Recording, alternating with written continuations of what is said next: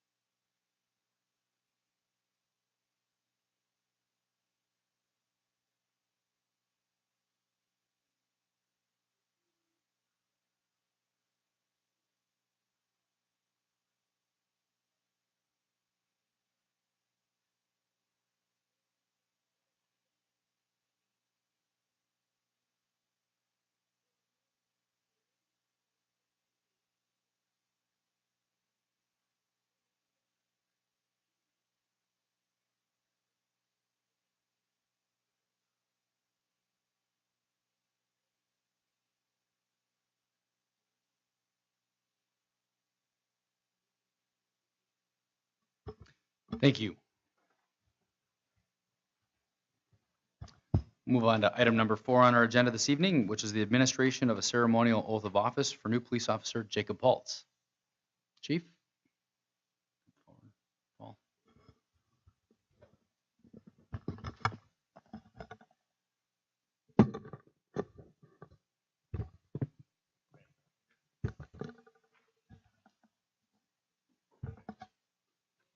Okay, so raise your right hand and repeat after me. I, Jacob Paltz, I, Jacob Paltz, having been duly selected to serve as an officer serve as an officer of the police department of the police department for the city of Wisconsin Rapids, for the city of Wisconsin Rapids, do hereby solemnly swear do hereby solemnly swear that I will support that I will support the Constitution the Constitution of the United States of the United States and of the state of Wisconsin, and of the state of Wisconsin, and will faithfully discharge and will faithfully discharge the duties of said office the duties of said office to the best of my ability, to the best of my ability, so help me God. so help me God. Congratulations again.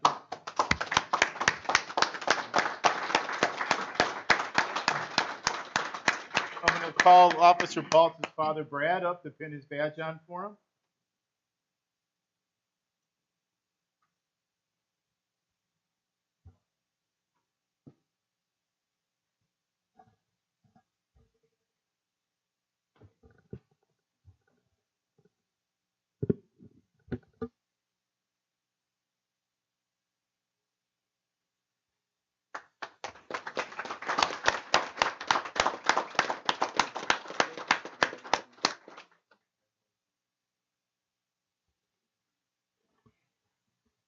Congratulations to Jake and to his entire family. Thank you for that. Item 5 is a reading of the minutes of the previous regular common council meeting on May 15th, 2018. Alderpersons, what are your wishes regarding those minutes? Motion to accept and place on file. A motion by Coth, is there a second?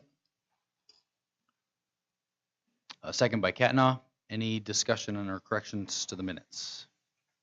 Seeing or hearing none, please cast your ballots. The motion is to approve.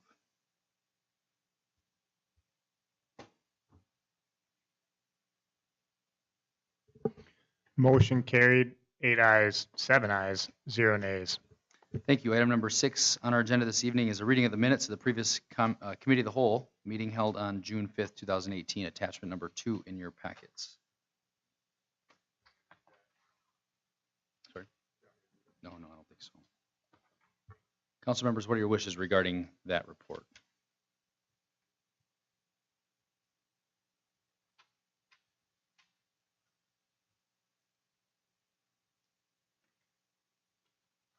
Make a motion to accept the committee of the whole meeting minutes. A motion to accept by Coth. Is there a second? Second by Katna. Moving to discussion. Are there any requests or any additions or corrections to the minutes? Seeing none, please cast your ballots.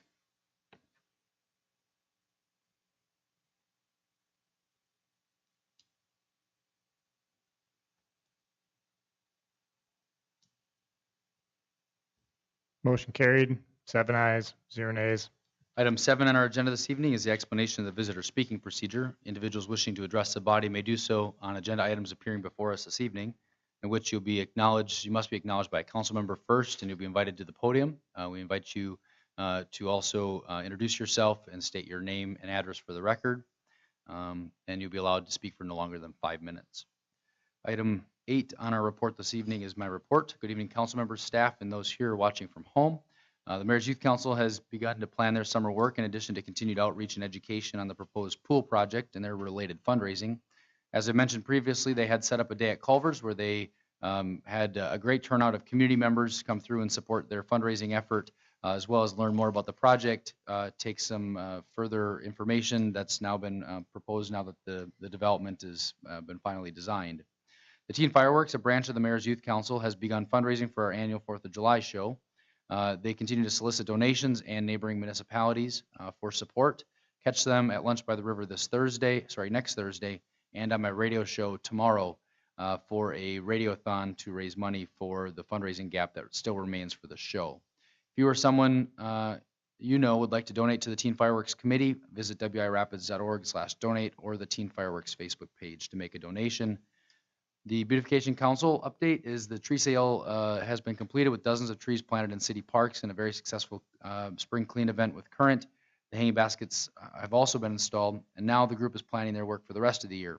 A branch of the Mayor's Beautification Council is working on coming up with a plan to address aspects of 8th Street to make it more aesthetically pleasing and welcoming to residents and visitors. Through the Beautification Council, the city has also taken the Mayor's Monarch Pledge, an initiative of the National Wildlife Federation. And through this pledge, U.S. cities, municipalities, and other communities are committing to create habitat for the monarch butterfly and pollinators and to educate citizens about how they can make a difference at home and in their community. And if you'd like to join the Beautification Council's efforts, please contact my office to get on the distribution list or to learn about an upcoming meeting. As mentioned on the Wisconsin Rapids Area Pool Project, the final designs have been completed or nearly completed on the project as far as they can be at this stage. The Public Works Director and I held a presentation at the Noon Rotary Club and are certainly willing to come to other community organizations to share an update on the project and share the final designs.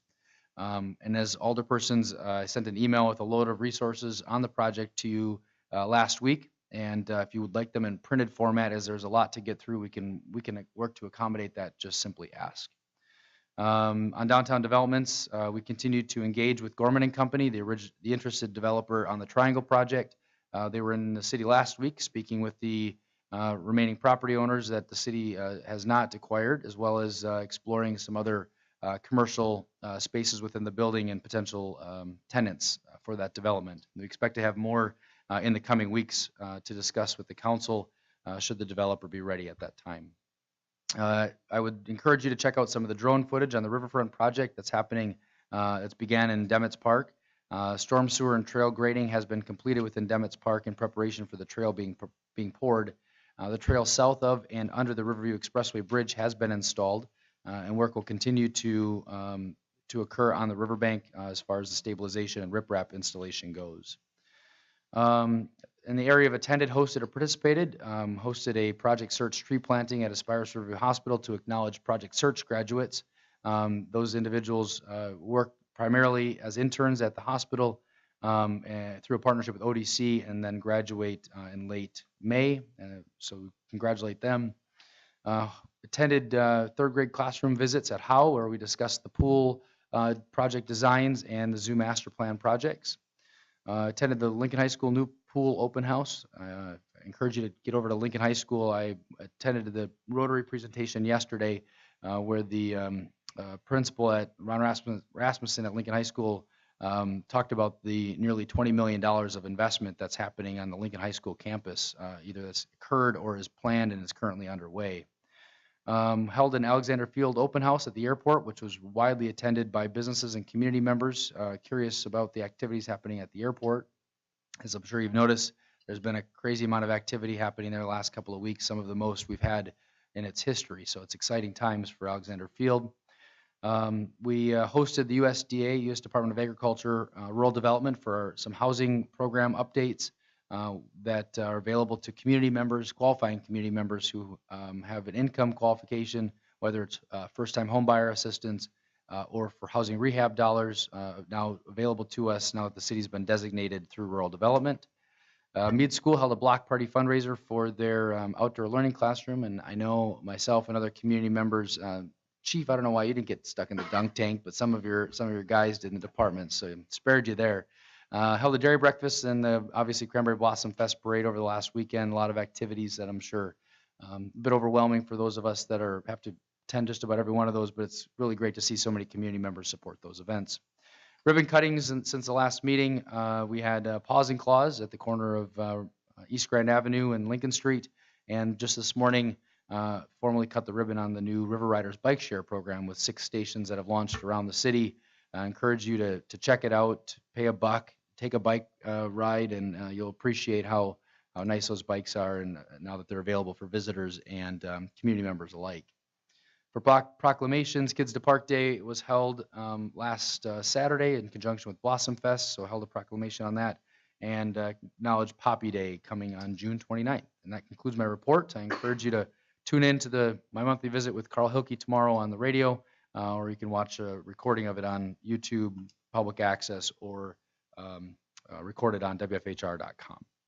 With that, that concludes my report. We'll move on to item number 9, which is my appointments to various committees, commissions, and boards, attachment number 3 in your packets. Council members, what are your wishes regarding those appointments?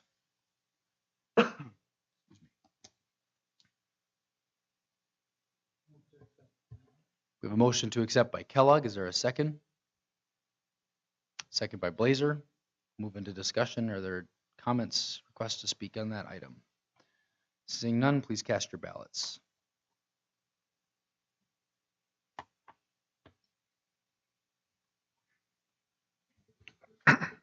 Motion carried. 7 ayes, 0 nays. Move on to item number 10, which is new business. Item A is consider a resolution authorizing the issuance and sale of $2.135 million in general obligation promissory notes, Series 2018A, which is a resolution. The resolution is attachment number 4 in your packets. Phil Costins is here from Ehlers. I'll just turn it over to Tim, and he can maybe do some opening comments before Phil speaks if you have anything. I think we had the sale of our notes today, and Phil is here to present the results of the sale of the notes.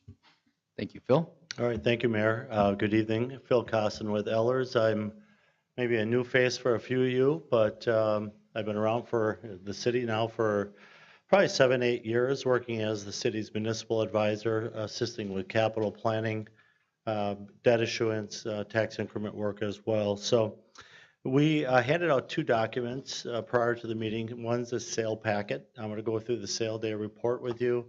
And then the final resolution was prepared by Quarles and Brady, your bond counsel and then provided to you tonight. So under the sale day report, as Tim indicated, today at 9:30 we took bids.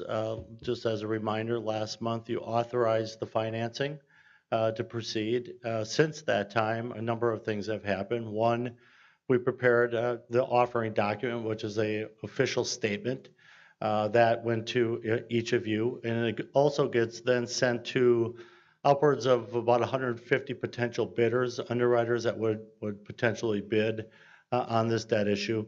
We also had a rating call with Moody's Investor Service. You've been rated for an extended time. Your rating was AA3 and it continues to be AA3. So I'm going to have you turn in the packet and start with the rating report on page 7. The city was well represented by Tim DeSorsi, who participated on the call along with myself. The rating report summary is really the piece of it that I want to spend a few minutes on, because I think they do a pretty good job of just summarizing the credit in the first page. A lot of the material behind that ends up being the technical issues, the numbers of how they got to their credit rating.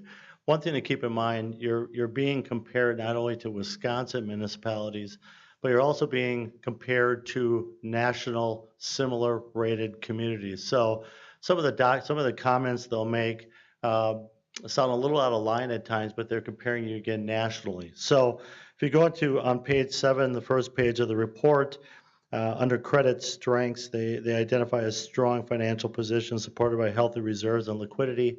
At the end of the day, when you start talking ratings with Moody's, and I'm talking with Moody's and S&P and Fitch quite often, at the end of the day, the rainy day fund, the working capital fund, your reserves are really the key to their rating. So that's your strength that they've identified. Credit challenges have not changed for the city over the last number of years. One is modest tax base with below average residence, wealth, and income indices, and then also high fixed costs. The high fixed costs is something that we see for Wisconsin, period. It doesn't matter if you're Middleton, Wisconsin Rapids, or the village of West Milwaukee. It's a high fixed cost state in that we have very few options in the state as to how to raise revenue.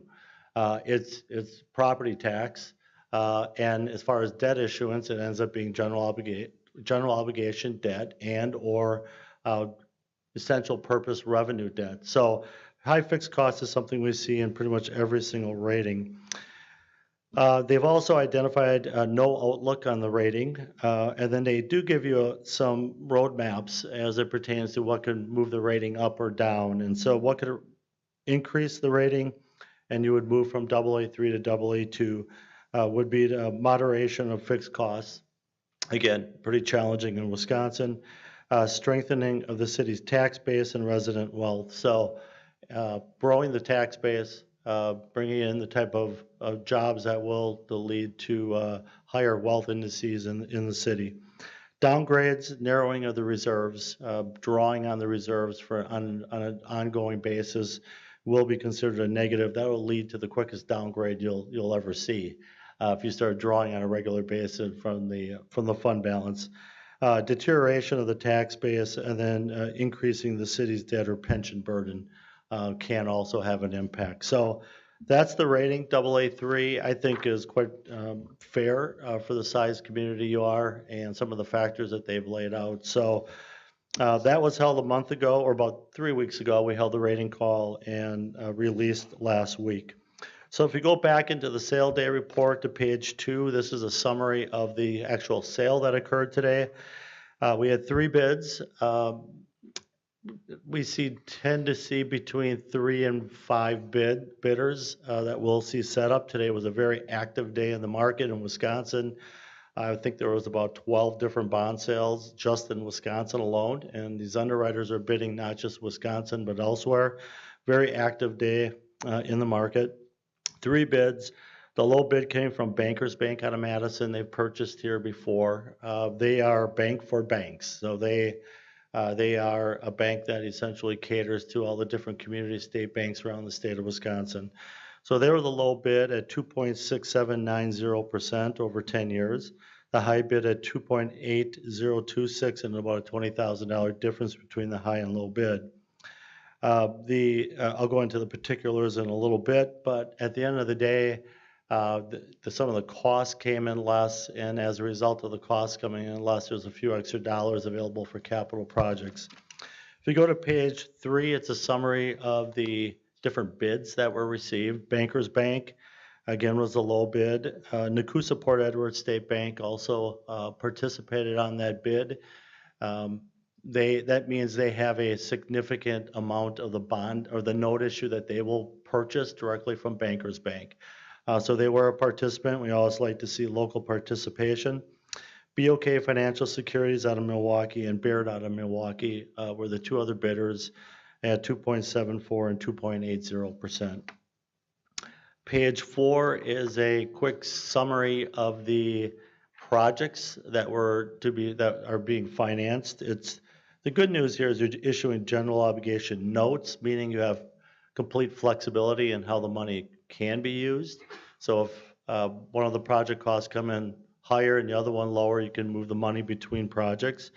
Projects included the 2018 street projects, the East River Bank bike path, 2018 sidewalks that had to be done, overlook balcony at Mead, Rapids View Park, storm sewer connections, and then some library restroom facility improvements as well. So some of the costs you'll see under the final sale results came in less. As a result, again, as I mentioned earlier, you'll have about $17,000 of additional funds that will be available for capital projects. These or any other projects that you choose to spend the money on over the next couple of years.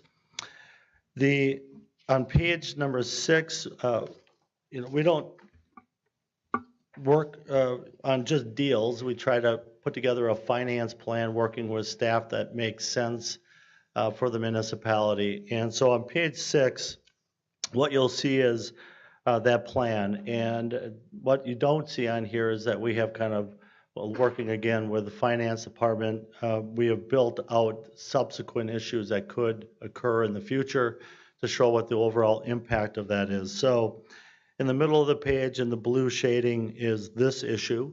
And at the bottom of that, you'll see that what we had projected for debt service on this issue a month ago versus where it came in, you're about $18,000 less in principal and interest than what was shown. We like to boil everything down to what's the tax impact of doing capital borrowing. The second column from the right shows what the tax impact for debt is of existing debt that's already in place, and plus the new debt, to give you an idea of what it looks like. And our goal is to not have a roller coaster effect where we see tax rates spike and drop off over time. So all in all, a very good sale. The rating at AA3 we think is fitting for the community. 3 bids. We're happy to receive local participation in the winning bid, and it's some flexibility in the future for how you spend the money. So we think a very good sale all in all. Thanks, Bill. Are there questions or comments for Phil?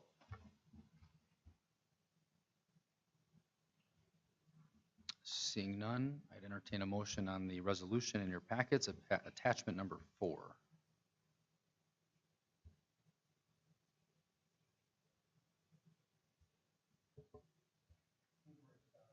A motion to approve by Rayom. Is there a second by Kellogg? Are there any further requests to speak on the resolution? See no request to speak, please cast your ballots. Alderperson Graff, you're first. I'm sorry, sir. I just got this information. I was wondering if you could walk me through this a little bit. I have a couple questions off the top of my head. If you could just walk me through this on page 6. Sure. And if you could just start and go down each column to make sure I fully grasp what it is that. Okay, be happy to do that. I'll take it from left to right on that page. We'll try to do it relatively quickly. Obviously, the first column is the year. The second column is the city's overall equalized value. So it's the total value of the community. And what we have for a footnote is that we are going to be increasing. What we show in here is a 1% increase in the equalized value annually. So we do project some growth in the community, relatively modest. The third column is the annual P&I payments. That is the principal and interest due on the existing debt, not including this issue, the existing debt that the city has outstanding. In the next series of columns that are in red, those are offsetting revenues to the existing debt. So you've taken out existing debt, some of which is being paid back with TID revenue, existing TID revenue, some from lease revenues that you have coming in. The utility is paying a portion of some of the debt issue. In 2015, there was a large utility issue that was refinanced as general obligation debt for savings, issuing it by general obligation purpose rather than the revenue issue allowed for a pretty significant savings to the utility. It's general obligation debt, but really being paid back by the utility. And then the bid premium is from last year's debt issue, where there was funds provided that need to go into the debt service fund. So all the columns that have the red numbering are offsets to the existing debt.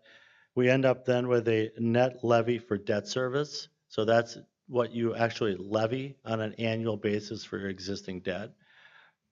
Take that divided by your total value of the community, that equalized value number, the second column that I went through, and you get a net rate for debt service. So for instance, in 2018, it was $1.23 per thousand. So that's the existing debt and showing the different funds that are paying some of the existing debt to get to what is truly levied on the tax rolls. And then we add in the 2018 issue, the one we just went through. That's in the blue columns.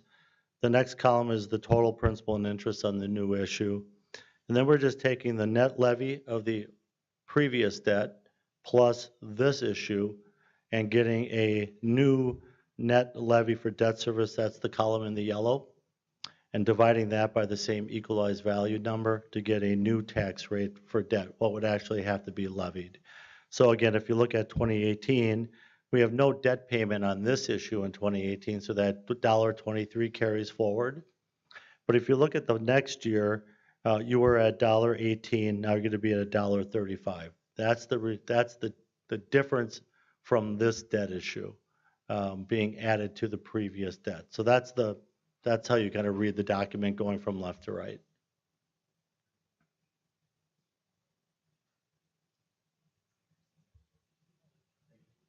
Mm-hmm. Are there any other requests to speak? See no further requests to speak. Please cast your ballots. The motion is to approve the resolution.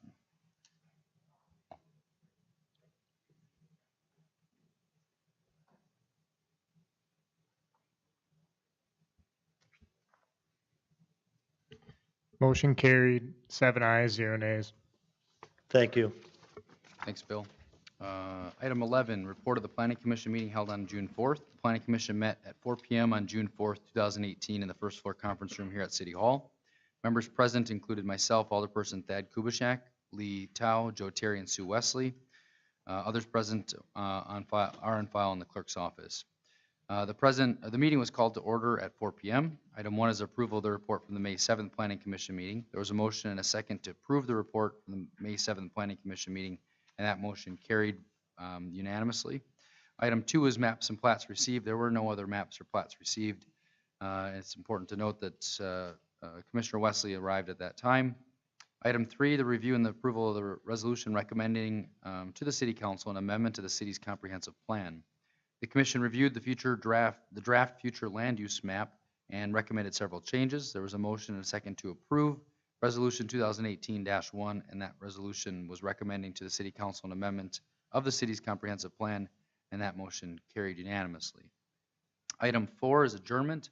There was a motion and a second to adjourn, and that motion carried unanimously, and the meeting adjourned at 4:41 p.m. Council members, what are your wishes regarding that report? I'll move to approve the report. Motion by Zerflu. Is there a second? Second by Kellogg. Any discussion on the report? Seeing no requests to speak, please cast your ballots.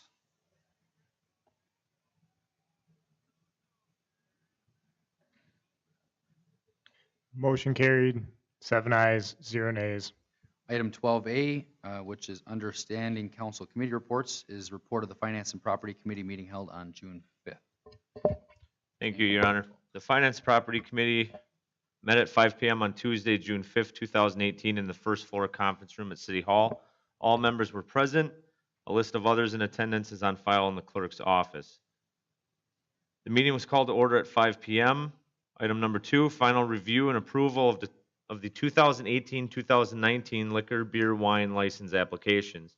There was a motion and a second to approve the 2018-2019 liquor, beer, wine license applications with the stipulation that all fees and personal property taxes be paid and all applications be completed in full by June 19th, 2018. That motion carried unanimously. The clerk's office has a record of the licenses that were approved. Item number 3, consideration of a taxi cab license application from Rapids Quick Cab LLC. There was a motion and a second to approve the taxi cab license application from Rapids Quick Cab LLC. That motion carried unanimously. Item 4, consider a request from Wisconsin Rapids Municipal Court to implement a graduated bond schedule for citations issued to juveniles 16 and under for possession of drug paraphernalia, section 25.17, parent 4 of the municipal code. This item will be considered at the July meeting of the Finance and Property Committee. Item number 5, preliminary review of chapter 36, section 302.8 of the municipal code, international property maintenance, and section 25.15 of the municipal code, abandoned and disabled vehicles as they pertain to inoperable and unlicensed vehicles. The committee directed city staff to provide a draft ordinance that narrowly defines the extent to which abandoned vehicles can exist and draft language that specifically addresses vehicles parked on lawns. Item number 6, consider approval for a request from the Mead Witter Foundation for repairs to the memorial clock and bell tower to be paid for with a grant from the Mead Witter Foundation. There was a motion and a second to approve a request from the Mead Witter Foundation for repairs to the memorial clock and bell tower to be paid for with a grant from the Mead Witter Foundation. The repairs include an $880 payment to Shopmaster LLC. That motion carried unanimously. Item 7, consider approval of the purchase and installation of 3 city entrance welcome signs with the Wisconsin Rapids Convention and Visitors Bureau and 2017 Heart of Wisconsin Leadership Group donating funds for the purchase and installation of 2 of the 3 signs. Also consider approval of installing electrical service with metering to 1 of the signs. If the CVB and other groups donate monies towards providing electrical service to the other 2 signs, then the city will install the electrical service. There was a motion and a second to approve the purchase and installation of 3 city entrance welcome signs. The city will make the initial payments of $28,575 to Stratford Sign and up to $6,300 for the installation of electrical service and metering to 2 of the signs, contingent upon the Wisconsin Rapids Convention and Visitors Bureau payment to the city for 1/3 of the total cost immediately, and the Heart of Wisconsin Chamber of Commerce Leadership Group agreeing to pay 1/3 of the total cost to the city by December 1st, 2018, with the CVB guaranteeing the leadership group payment to the city. That motion carried unanimously. Item number 8, consider for approval carpet replacement in the offices on the 3rd floor of City Hall that did not receive new carpet in the City Hall renovation in 2011. This item will be considered at a future Finance and Property Committee meeting. No action was taken. Item 9, consider for approval the purchase of various pieces of small equipment for the street department. There was a motion and a second to approve the purchases of the following pieces of small equipment. 1 30-inch wide bucket from Airing Equipment for $9,896. Number 2 is jumping jack compactors from Lincoln Contractor for a total cost of $4,175.26. And that was 2 jumping jack compactors. 1 large diesel compactor from Lincoln Contractor for $9,933.55.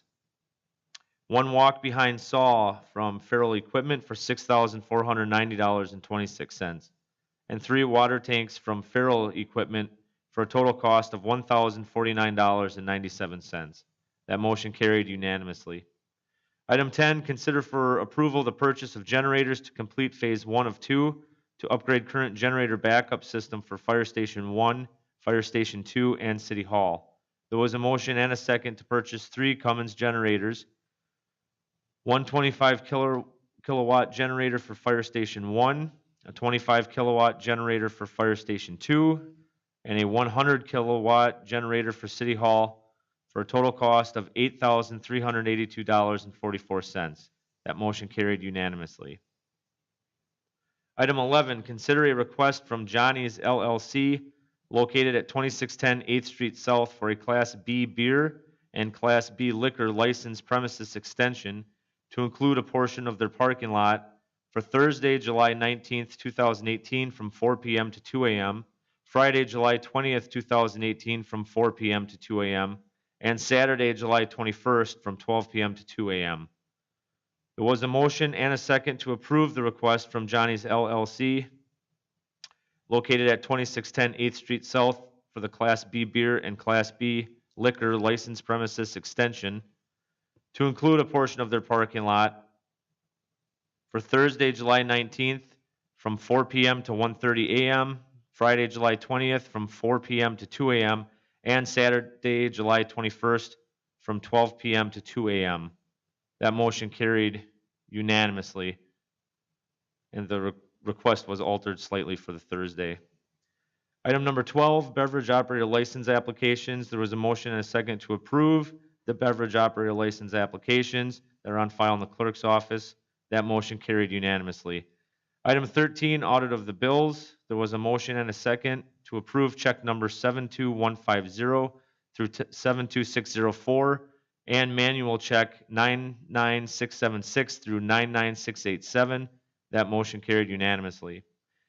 Item 14 was adjournment. There was a motion and a second to adjourn. That motion carried unanimously, and the meeting adjourned at 6:20 p.m. And I'll move for adoption of the report. A motion to approve by Zerflu. Is there a second? Second by Blazer. Any discussion? With the exception.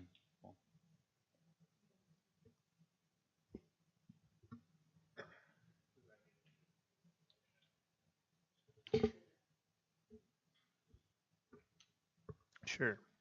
Okay, so on page 2 of that report, there is listed under item 2, at the end of item 2, there's the liquor licenses that were not approved. And of those licenses, only 2 of those 7, I believe, there did not pay. So I'm not sure, do we have to amend the motion? You should rescind the motion. Oh, yeah. Is there unanimous consent to amend the original motion to reflect the proposed changes? Yeah, I just, Which are, yeah, so you would be approving all the licenses except for New Body Shop and Bottoms Up Bar, because those were the only ones that did not fulfill the requirements set forth by the Finance and Property Committee at their previous meeting. Should we just withhold the item number from the report and then no, you would just, I'm calling for unanimous consent to stipulate to the change? to include those changes in your motion and your second. Right. Are there any objections? Okay, seeing none, we'll have the motion reflect the inclusion of those items with the exception of the New Body Shop and Bottoms Up Bar. Alderperson Blazer, you're first. I just had a question on that. So if they come in and pay for it, they're still not approved? They're still going to have to come back and get approved? They'll Okay, have to, that- they'll have to come back in July because the motion and finance was July 19th. So, So basically, we did look- July 1, they will not have a license. right. And we looked at the statutes and it did allow for a date like that to be set. So, Thanks for the clarification. Any further requests to speak? We have a motion on the floor. Seeing no requests to speak, please cast your ballots.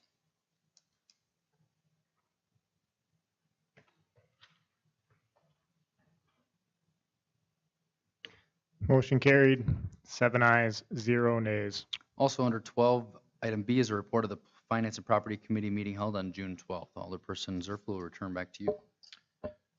Thank you. The Finance and Property Committee met at 5:30 PM on Tuesday, June 12th, 2018, in the first floor conference room at City Hall. All committee members were present. Also in attendance, Mayor Vruwink, Joe Terry, Tim DeSorsi, Sue Schill, Paul Shabilsky, Alderpersons Rayom, Graff, and Kellogg. The meeting was called to order at 5:30 PM. Item 2, consider for approval carpet replacement in the offices on the third floor of City Hall that did not receive new carpet in the City Hall renovation in 2011. There was a motion and a second to approve having Carpet City replace the carpet in the offices on the third floor of City Hall that did not receive new carpet in 2011 for $7,289.22. That motion carried unanimously. Item number 3, consider approval of a grant request to Legacy Foundation of Central Wisconsin Incorporated to support the Aquatic Center at the Wisconsin Rapids Recreational Complex. There was a motion and a second to approve of a grant request to Legacy Foundation of Central Wisconsin Incorporated to support the Aquatic Center at the Wisconsin Rapids Recreational Complex. That motion carried unanimously. Item 4, update on the Aquatic Center at the Wisconsin Rapids Recreational Complex. Director of Public Works Joe Terry and Mayor Vruwink presented an update on the Aquatic Center at the Wisconsin Rapids Recreational Complex. Item number 5, in open session, the committee will vote to go into closed session under section 19.85, parent 1, parent E of the Wisconsin statutes, which reads deliberating or negotiating the purchasing of public properties, the investing of public funds, or conducting other specified public business whenever competitive or bargaining reasons require a closed session. There was a motion and a second to go into closed session. A roll call vote was taken and all members voted in the affirmative. Sub A, in closed session, the committee will discuss negotiations and strategy regarding a development agreement, easements, and other agreements with the Southwood County YMCA.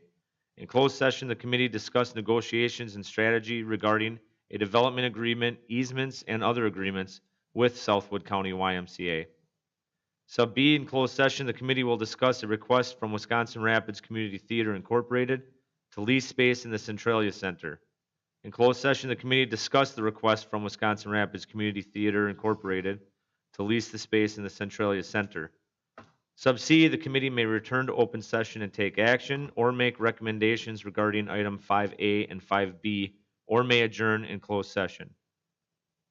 Item number 6 was adjournment. In closed session, there was a motion and a second to adjourn.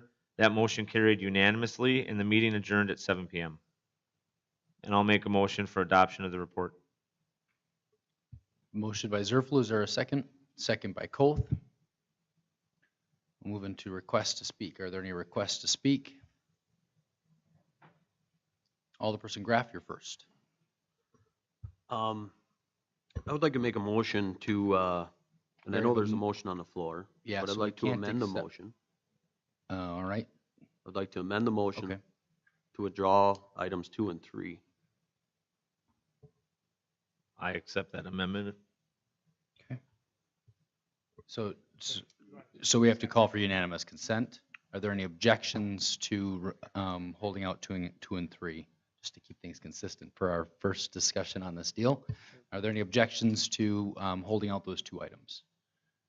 Alderperson Ketna, is that an objection or a request to speak? Both.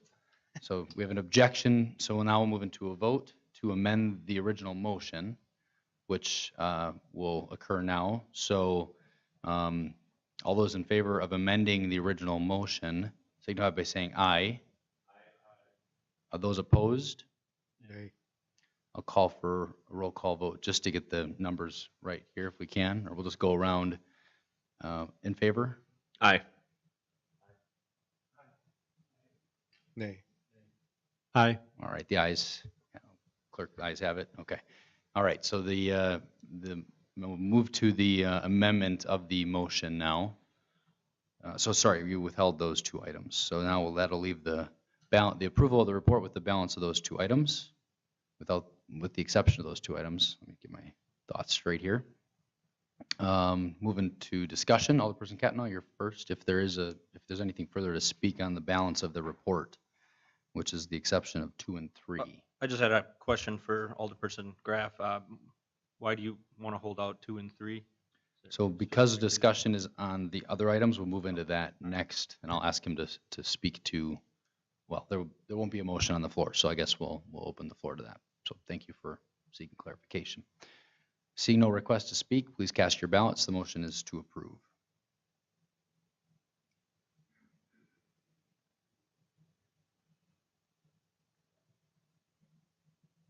I heard some beep. Motion carried, 7 ayes, 0 nays. Council members, what are your wishes regarding items 2 and 3? I'll make a motion to approve item number 2. I'm not sure if we should do this separate or not. We have a motion to approve item number 2. Is there a second? By Zerflu. There's a second by Koth. Move into discussion. Alderperson Graff, you're first. So the main reason I wanted to hold this out is not that I disagree with the carpet replacement, is the timing of it. We're in a peak construction season, and I would like to see this delayed until November, in order to accommodate the staffing issues with the Public Works Director. The staff, so part of the action tonight is not pertaining to the installation, and the staff are not actually, this was clarified at the Finance and Property Committee meeting, that the removal of, if you read the quote, the contractor is actually providing some of the service. The other thing is moving the furniture. Yeah, moving the furniture out. Yeah, we all understand that moving the furniture isn't just a matter of moving a chair out of a room. I mean, it's all the computers, the cables, the cords, everything else that is appropriate for making sure that room is cleared out. Right, which the All IT of- staff would perform. What's that? The IT staff would perform that, anything pertaining to that. You're talking about the furniture or talking about the IT? Once again, equipment? I'm just looking at the fact that we're holding people out to clear out rooms during the construction season. That's the reason I wanted to withhold I it. believe that there's a lot of work in the wintertime, plowing streets and maintenance activities that happen all throughout the year, but And I didn't ask for the winter time. I just asked for the fall. Like I said, just to delay it from the summer, that's all. are there any further requests to speak? Alderperson Cattanall, you're next. So as we discussed in the committee meeting, one of the big concerns and why we didn't want to hold this back is because it's been noted as a safety hazard in several different areas up there. When staff have looked at the carpet and we went up there, there's bubbles that people could trip over and different things like that. So when looking at delaying it, we're also looking at some possible liability. I mean, someone could trip and fall. And I mean, we wouldn't want that on our hands either. So that was all discussed pretty thoroughly. I just wanted to throw that out there as well, as that was one of the main concerns in getting this carpet replaced. So. Are there further requests to speak? See no further requests to speak. The motion is to approve. Please cast your ballots.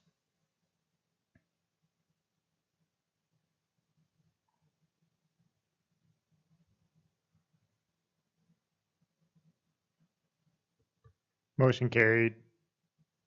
I'm assuming. Motion carried, 5 ayes, 2 nays. Do you want to clarify that, Sue, if they're Right, I guess if someone does make a mistake, and I'm not presuming that you made a mistake, but maybe you did in your vote. If you want to change it before the clerk actually announces it, you can bring that to his attention and you are allowed to change. I don't know if that was the case, but that's kind of what the rule is, so. Thanks for clarification.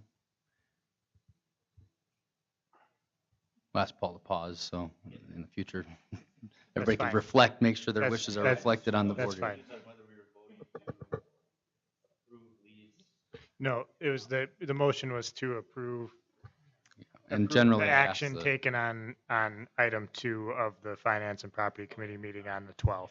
And generally ask for the clerk to read the motion, and I will make sure we do that yeah. for clarification for everybody's benefit. Item 3. I'll also make a motion to approve item number 3 from the Finance Property Committee report on June 12th. We have a motion by Zerflu. Is there a second? Second by Koth. Move into discussion. Are there requests to speak? Alderperson Graff, you're first. Yeah, so the main reason I want to withhold this or hold this out of the main group is to have a little bit more discussion on it.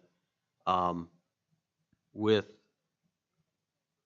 talking to the city staff at this meeting in particular, we're not only as taxpayers putting into this project to get this pool moving forward, because we're looking to levy or to bond out money.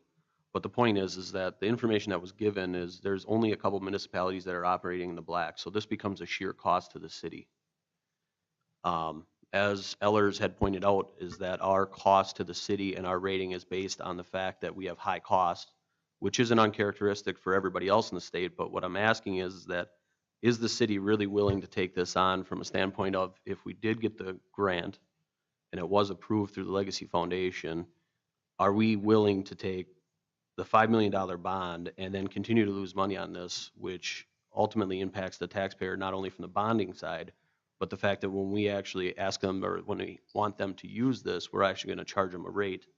So like I said, not only does it become more of a cost to the taxpayers of the community, but it becomes more of a cost to the city. And once again, I would just echo the fact that the guy from Ellers just said, and I apologize because I don't have his name right in front of me, that we're in a position of high cost, so we want to make sure we're controlling our cost. And I just wanted to have some open discussion about this, which is why I withheld it. Thank you. Are there any other requests to speak? And maybe Tim want to provide some clarification based on the context in which Phil and others were making those comments. Yeah, I think you're referring to in the Moody's report about high fixed costs. And what Moody's factors into the fixed costs is obviously debt service, but also pension expense is considered a fixed cost from the Moody's analysis. And obviously our OPEB obligation, mainly our retiree health insurance benefits. So it's a combination of those three items that they refer to high fixed costs. So. And an operating cost such as operating a pool isn't a fixed cost. It's a discretionary cost that we choose to exercise to the extent that we want to operate certain services. Just as a point of further clarification. Alderperson, But did the you have fact something that, further? just the fact that we're bonding for it is a cost, is that correct? Oh, okay. Yeah, Just- capital just- cost, definitely. Yeah. Alderperson Blazer? Tim, how much have we bonded for so far this year? I mean, our total outstanding general obligation? this Or year. just year? This This year. year was, the one we just approved was $2,135,000. And then we did, Last year, we this year we borrowed, did the wastewater, was it? well, wastewater first, for revenue fund, yeah, we did the $7 million clean water fund loan that's supported by the sewer utility revenues. Oh, that doesn't come out of the general.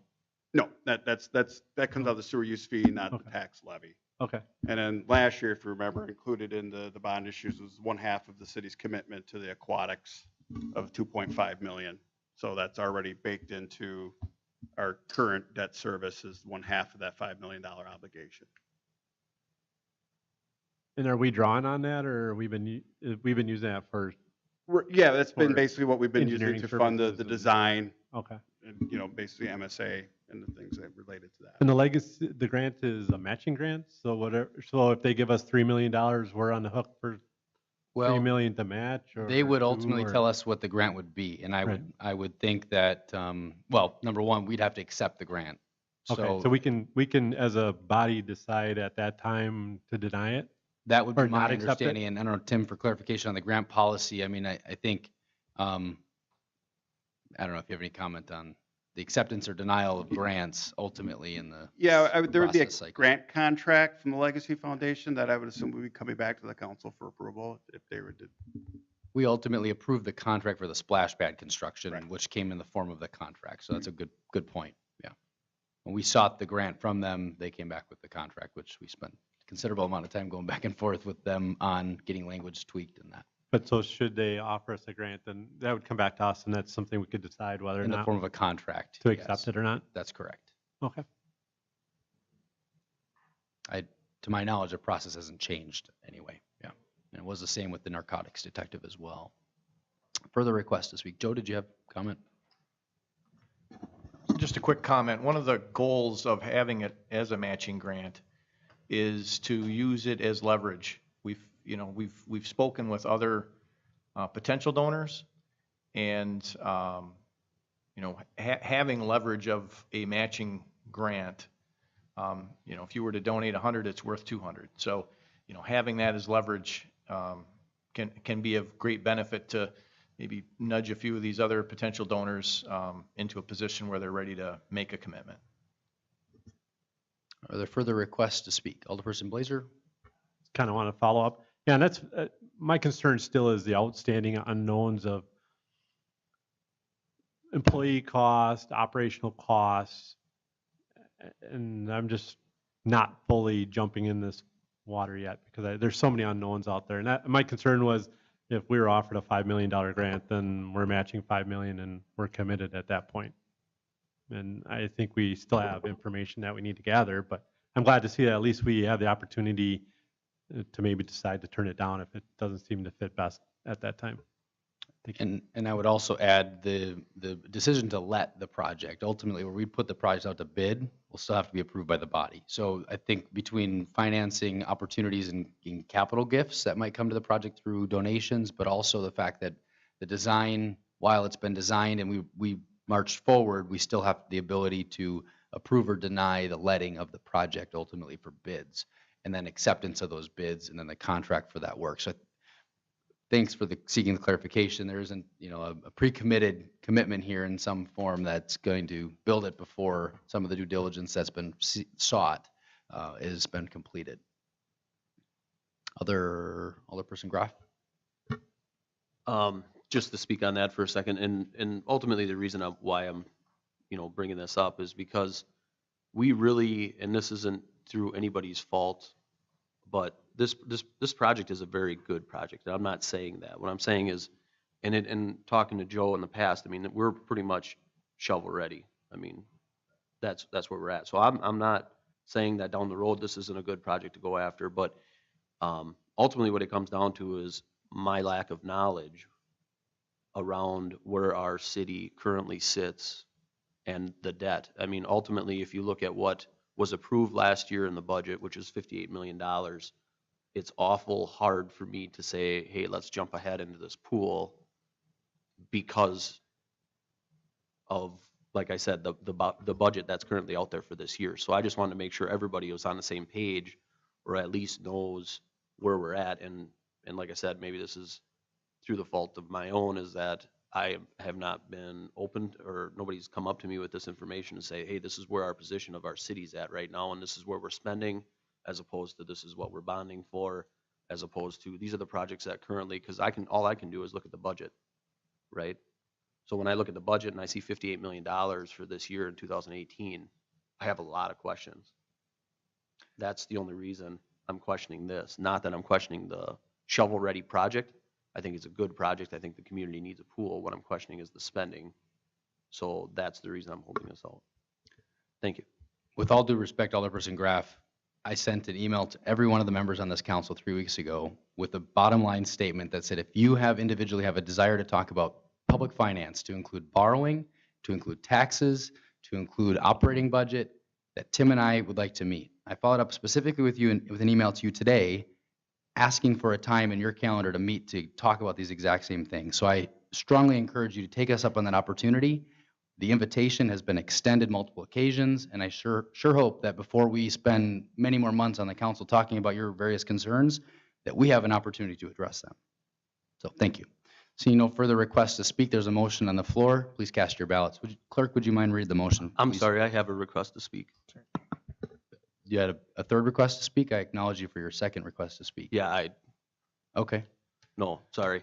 And just to be clear, I did get your message at 3 o'clock this afternoon, which, obviously I usually work until 3 o'clock. And I have made multiple attempts to reach out to city staff, as well as yourself, not just on this issue, but other issues as well. And we have met on other ones. So just to be But clear. this was the second correspondence on this various matter in the last month.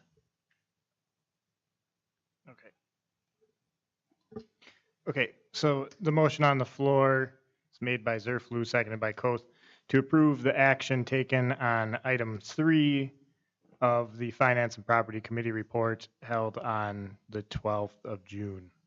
This is approve the grant, right? Right. Please cast your ballots.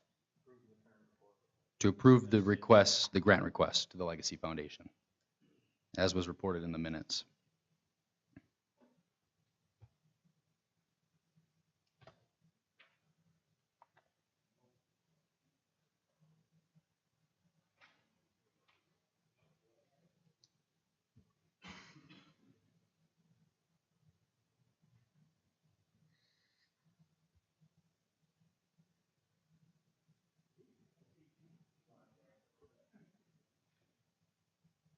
Cotto. Motion carried, 6 ayes, 1 nay. Thank you. Item 12C, report of the Public Works Committee meeting held on June 5th. Alderperson Rayon, the floor is yours. Thank you, Your Honor. Public Works Committee met at 6:24 PM on Tuesday, June 5th, 2018, in the first floor conference room at City Hall. All members were present. A list of all others attending is on file in the clerk's office. Item 1, hold an assessment hearing for the installation of public improvements, including the dredging of Quinnell Creek impoundment bordered by First Street North, Shorewood Terrace, Pleasant View Drive, and Ash Street. Speaking in favor, there was none. Speaking against, Mark Larson, Marcia Larson, Bonnie Lofquist, Corey Hendrickson, and Robert Solker. Item 2, consider final resolution authorizing assessments for the installation of public improvements, including the dredging of Quinnell Creek impoundment. There was a motion by Graff to postpone voting on the item until the July Public Works Committee meeting. The motion died due to lack of a second. It was moved by Rayom to approve a final resolution authorizing assessments for the installation of public improvements, including the dredging of Quinnell Creek impoundment. That motion failed, 1 2 nays, with Graff and Kubiszak voting in negative. Item 3, review the DPW report.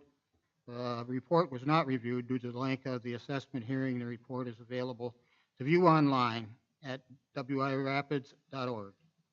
Item 4, discuss the traffic safety review and the proposed improvements on Lincoln Street at East Riverview Expressway and Daly Avenue intersections. The traffic safety review and the proposed improvements on Lincoln Street at East Riverview Expressway and Daly Avenue intersections were discussed. Item 5, review of the draft capital plan improvement. The draft capital plan improvement plan was reviewed. Item 6, consider approval of preliminary resolutions for permanent street surfacing, concrete curb and gutter, defective concrete sidewalk, concrete driveway approaches, and sanitary and water services for the following reconstruction projects. A, 2nd Avenue South from the West Riverview Expressway to 10th Avenue South. B, 10th Street South from Airport Avenue to Grove Avenue. C, Jefferson Street from 25th Avenue North to approximately 758 feet east of 28th Avenue. It was moved by Rayom and seconded by Kubiszak to approve of preliminary resolution for permanent street surfacing, concrete curb and gutter, effective concrete sidewalk, concrete driveway approaches, and sanitary and water services for the following reconstruction projects, which I just went over. And that motion carried unanimously. Item 7, review the referral list.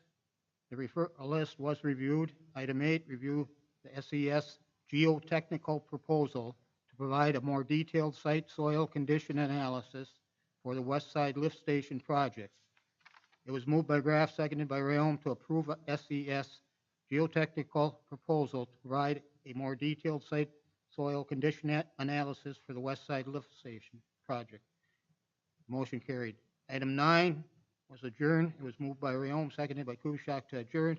Motion carried unanimously. The meeting adjourned at 9:32 p.m.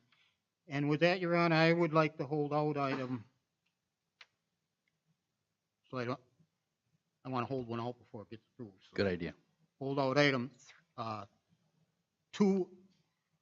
I think 1's okay, even though it goes with it. Mhm. Item 2, hold out item 2.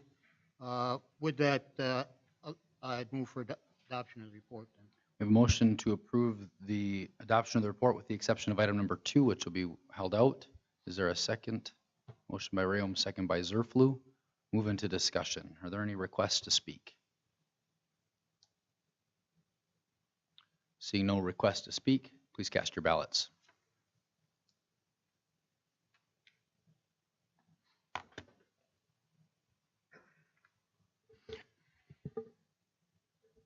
Motion carried, 7 ayes, 0 nays. That leaves us the item number 2. Alderpersons, what are your wishes regarding item number 2?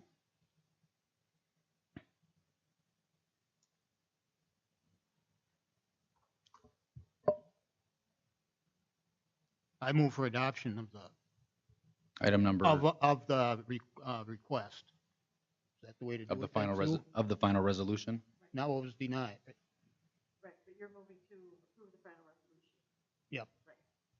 I have a motion to approve the resolution, the final resolution by Rayom, and a second by Zerflu. Are there any requests to speak? Alderperson Zerflu, you're first. Thank you, Your Honor. And Mr. Terry, I'm going to go straight to you on this because I know you're probably going to want to talk about it. I sat through the vast majority of the public hearing on this before our committee of the whole meeting, and I'm very sympathetic, to the residents that live along the creek, but this is obviously really no different than a street assessment. I guess if you could just explain that briefly or touch on your feelings, if that's okay. Sure. So, street assessments are a little more detailed in our ordinances. These types of assessments are reviewed on essentially a case-by-case basis. And the preliminary resolution that's taken by the council defines how these projects are assessed. I did put together a little bit of a history. There was some question as far as the fairness of the process, if notifications took place, so on and so forth. So if it's okay, I'll walk through that real quick.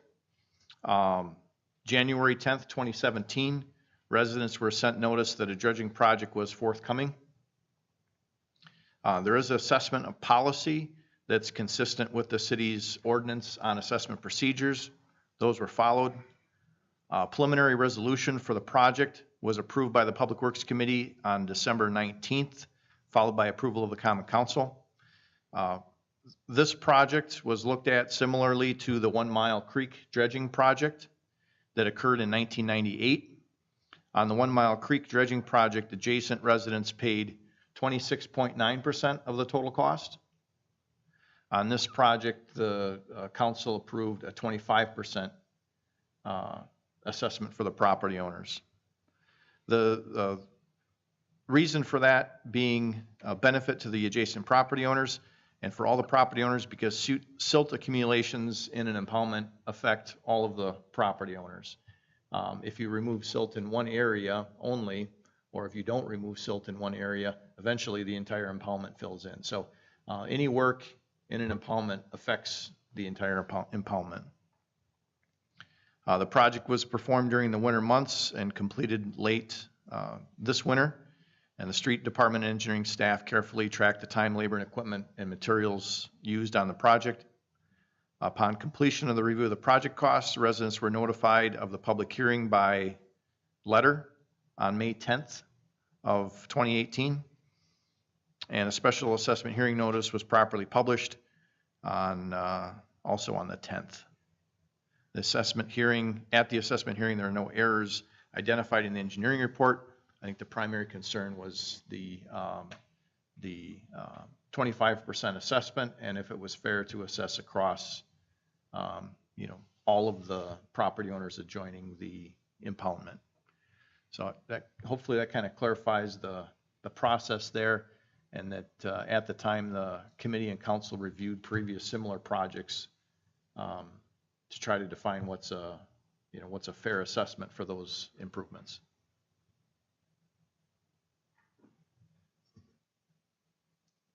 Anything further, Alderperson Zerflu? Well, just to follow up, I guess, what's the impact to the taxpayers, city as a whole, if the assessment is not assessed? I think part of the concern is finding a different funding source for the gap. Should there be a decision now to reverse course and draw down a revenue or an account that's been designated for another public works improvement project? I mean, that would be, I think, the initial. Joe, did you have anything further on that? Right. The assessment totals are $21,548.33. And those were budgeted to be assessment income. Obviously, the city would have to reduce other projects to make up that difference if the project was not assessed. And if I can just clarify, I probably didn't ask that very well. I just want to make sure that this assessment is fair, basically. and consistent with what we've done in the past with similar projects? It sounds like it is. You answered that, I think, the first time. so- Correct. Okay. Yes, it is essentially identical to the 1 Mile Creek dredging project that occurred in 1998. Alderperson Graff, you're next. Thank you for clearing that up. And like Joe said, I mean, the biggest issue at that meeting was the assessment and to make sure that it was fair and consistent with other projects. Now, street to projects, typically the assessments are 20%. And then we were looking at the special assessment as being 25. So that was the main holdup on this individual item is just the assessment. And just to be clear, when you make a primary resolution, there's not an assessment made to that percentage on a primary resolution. Is that correct? No, at the preliminary resolution, the intent to assess Yeah. also defines how the assessment is intended to be made. So then in the preliminary resolution, that resolution included the expectation that the city would pay 75% and the adjacent property owners would pay 25%. So at the preliminary resolution, that's determined. But just to be clear, the preliminary resolution, the assessment's evaluated at the Public Works Committee. So if the approval is at the council floor, the assessment's not made until the Public Works Committee. Is that correct? Right, so at the preliminary resolution, the committee makes a recommendation, and the recommendation then comes to council for formal approval. And the only reason I'm asking is to speak back to item 6. There was a primary resolution for a street project, but is that assumed at 20% because that's what we always do it at? Right, those are Okay. defined by ordinance. Okay, and Correct. that's all I was asking. Yeah, Correct, thank you. yes. Anything further, Alderperson Graff? On your request to speak, we'll go to Alderperson Blazer. I guess my only concern is, and I got to pay a partial of a street several years ago, but and I don't remember, are property owners notified at the preliminary resolution stage, knowing that they're going to be potentially assessed prior? Because it seemed like that was one of the issues that night, was that that they didn't know about an assessment until after the project was approved and moving forward. And I guess my question is, are we notifying property owners? I guess I realize that a preliminary resolution doesn't mean the project's going to necessarily happen, correct? That's correct. Preliminary resolution is the city's intent to perform.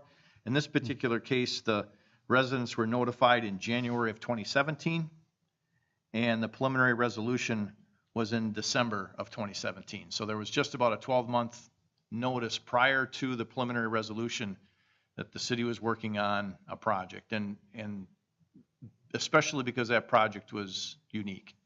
The property owners aren't individually notified generally prior to preliminary resolution, because the preliminary resolution is what generally triggers, some design work. The project hasn't necessarily been budgeted yet, those types of activities. These projects are, though, included in our capital improvement plan. So, but once the preliminary resolution is approved, then property owners by ordinance must be notified. I believe it's within 10 days. With some very rough estimates, because we're basing our assessments on actual costs. And prior to the project, we're making some preliminary estimates. So to answer your question directly, if residents generally are informed prior to the preliminary resolution, the answer is generally no. In this particular case, they were notified about 11 months prior. Okay. Sounds good. Thank you. Alderperson Koth, you're next. Thank you, Your Honor.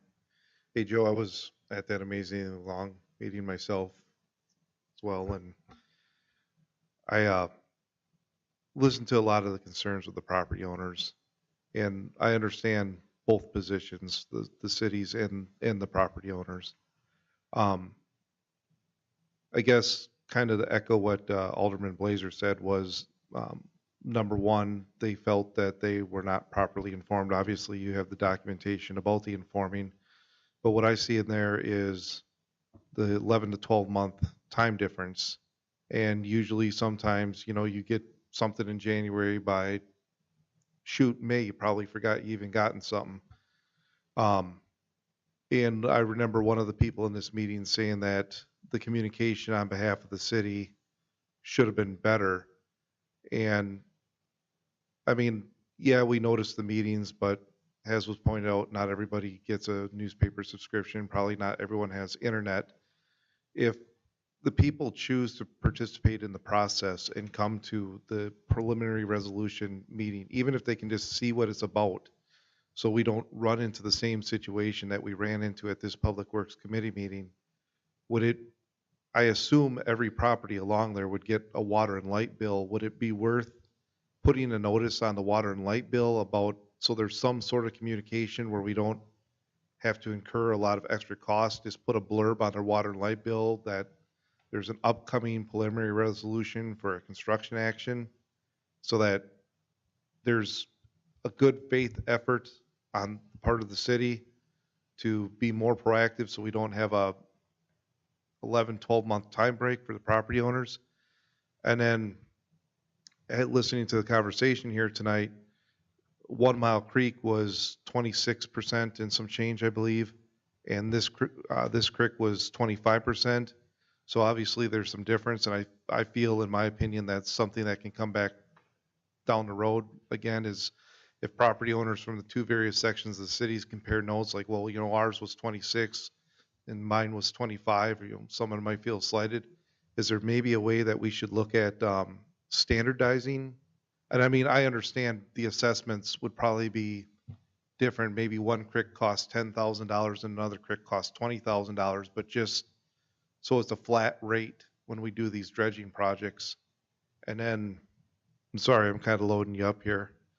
The other thing is, I don't know if we necessarily have to do the dredging in the wintertime, but if, my memory serves me correct, one thing that was brought up at that meeting was ice, 6 inches of ice being drained down, and some waterfront damage, and sludge being deposited in other places. Is there maybe in the future a way we can work with residents to maybe do the dredging at more seasonably correct times, so we're not doing it over ice? And with that, I'll let you answer everything I loaded you up with. Sure, I'll try to make it quick. I don't think it's an issue at all to do personal letters to folks prior to the preliminary resolution. I don't think that's a problem. I don't think it would be a significant expense. We need to put that list together anyway within 10 days after the preliminary resolution. So we can certainly get invitation letters out to let people know what we're intending to do. Let's see, your second question was related to, I know your third one was methods, but the second one was standardizing. Standardizing, correct. So certainly the council chose to do that with street projects. Some of these other projects, I do think a dredging project's a bit unique. The type of work required, those types of things, I do think that there's some benefit to having some flexibility, especially if the benefits may not be as concrete for a dredging project as it might be for a street project. So the council can certainly set some standards if the council wishes to set a standard of 25% or whatever percentage it feels is appropriate.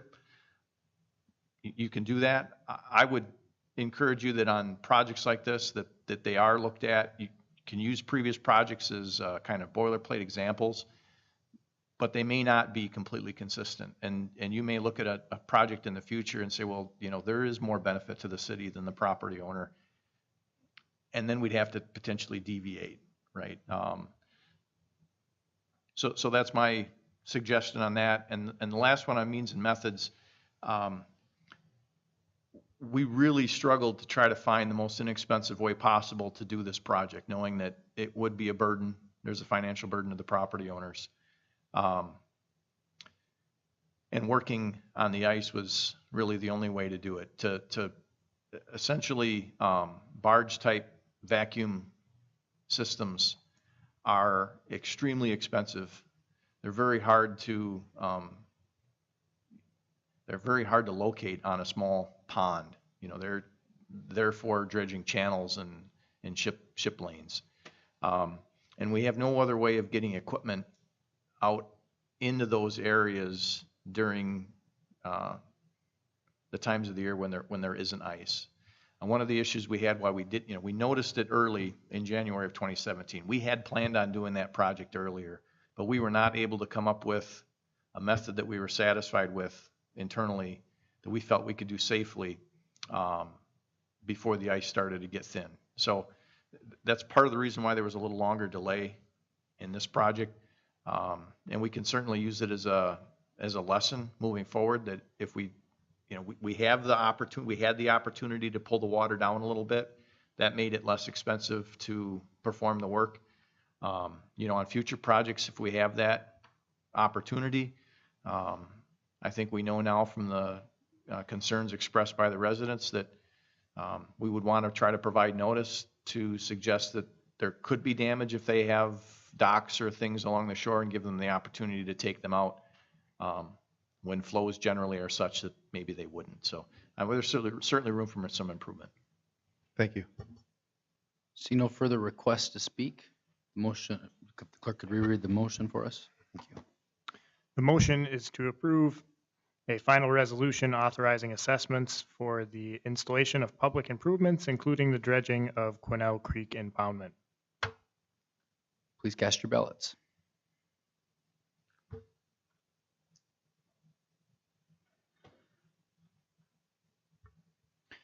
Motion carried. 7 ayes, 0 nays. Item 12D is a report of the Human Resources Committee meeting held June 1st. Alderperson Koth, the floor is yours. Thank you, Your Honor. This report of the Human Resources Committee from 3 p.m. on Friday, June 8th, or June 1st, in the third floor conference room, City Hall. All members were present. A list of all others attending is on file in the clerk's office. The meeting was called to order at 3 p.m. We reviewed, there was a item to review and approve the Aspirus Arise Medicare carve-out rates for retirees age 65 and older, and review and approve the administrative fees for retiree, library, housing authority, and water and light. It was moved by Zerflu, seconded by Kellogg, to approve the Aspirus Arise Medicare carve-out rates for retirees age 65 and older, and approve the administrative fees for retiree, library, housing authority, and water and light as presented. See carve-out rates and administrative fees attached to this report. Motion carried unanimously. Item 3 was to review and approve the revised military and national disaster leave policy. It was moved by Kellogg and seconded by Zerflu to approve the revised military and national disaster leave policy. Motion carried unanimously. See military and national disaster leave policy attached to this report. There was a discussion around the current paid sick leave policy. The current paid and sick leave policy was discussed. Next meeting date was set. The next meeting date of the Human Resources Committee is Friday, July 13th at 9 a.m. Motion to adjourn. It was moved by Kellogg, second by Zerflu to adjourn. Motion carried unanimously. The meeting adjourned at 4:04 p.m. With that, I move for adoption of the report. Motion to approve by Koth. Is there a second? Second by Katna. Is there any discussion? See no request to speak. Please cast your ballots.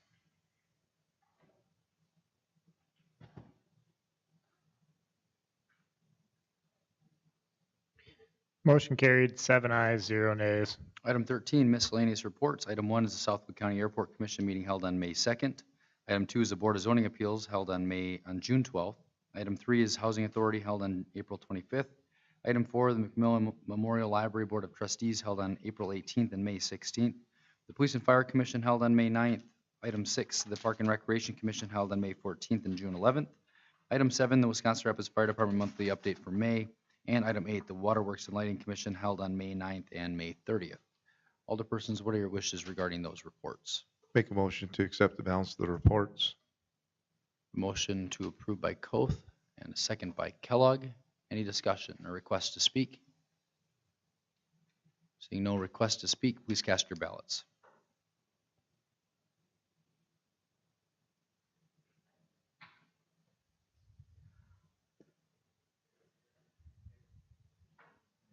Motion carried, 7 ayes, 0 nays. Item 14 is a referral of communication to committees. I have a referral to committee, Your Honor. Yes. I would like to make gotta look at my notes here. I would like to make a motion to renew the housing project on 17th and Rosencrantz. Or do I send that as a referral to Property and Finance? Since it's a motion to renew, it would be providing notice to the body tonight, to the entire council. So go directly to council So, okay, make a motion to renew to go directly to council next month for the for the rezoning. rezoning of 17th and Rosencrantz. At the July meeting? Was Yes, that Your what you Honor. said? Okay. Are there other referral of communication to committees? Yes, correct. Any further referrals? Otherwise, I entertain a motion to adjourn. A motion by Rome, second by Zerflu. All in favor? Any opposed? We stand adjourned. Thank you all and have a good rest of your evening.